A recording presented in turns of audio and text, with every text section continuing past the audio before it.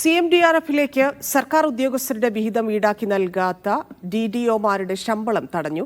18 ദിവസമായിട്ടും ശമ്പള ബില്ലുകൾ തയ്യാറാക്കുന്ന 4000-ഓളം ഡ്രോയിംഗ് ആൻഡ് ഡിസ്ബേഴ്സിംഗ് ഓഫീസർമാർക്ക് ശമ്പളം ലഭിച്ചിട്ടില്ല. ഇത്തരത്തിൽ ശമ്പളം പിടിച്ചുവെക്കുന്നത് സംസ്ഥാനത്ത് ആദ്യമാണെന്ന് പ്രതിപക്ഷ സംഘടനകൾ ആരോപിച്ചു. ചൂരൽമല മുണ്ടക്കൈ ദുരന്തവുമായി ബന്ധപ്പെട്ട് മുഖ്യമന്ത്രിയുടെ ദുരിതാശ്വാസ നിധിയിലേക്ക് പണം നൽകാൻ സമ്മതമറിയിച്ച ഉദ്യോഗസ്ഥരുടെ വിഹിതം CMDRFിലേക്ക് മാറ്റാത്ത DDOമാരുടെ ശമ്പളമാണ് ധനവകുപ്പ് തടഞ്ഞുവെച്ചത്. DDOമാരുടെ ഉത്തരവാദിത്തത്തിന് പുറത്തുള്ള സാങ്കേതിക കാരണങ്ങളാണ് ഉദ്യോഗസ്ഥ വിഹിതം ദുരിതാശ്വാസ നിധിയിലേക്ക് മാറ്റാനാകാത്തതെന്നാണ് പ്രതിപക്ഷ സംഘടനകൾ പറയുന്നത്.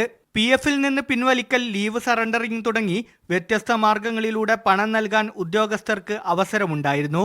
സാങ്കേതിക നൂലാമാലകൾ കാരണം ഇതിന്റെ രേഖകൾ ഹാജരാക്കാത്ത ഉദ്യോഗസ്ഥരുടെ വിഹിതമാണ് CMDRFിലേക്ക് മാറ്റാനാകാത്തത്. DDO അയാളുടെ ഉത്തരവാദിത്വം നിർവഹിക്കാൻ അയാളുടേതല്ലാത്ത കാരണമാണ്.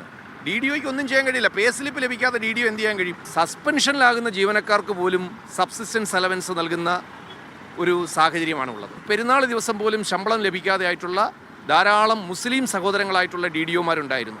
തുടക്കത്തിൽ 6000-ഓളം ഉദ്യോഗസ്ഥരുടെ ശമ്പളമാണ് തടഞ്ഞത്.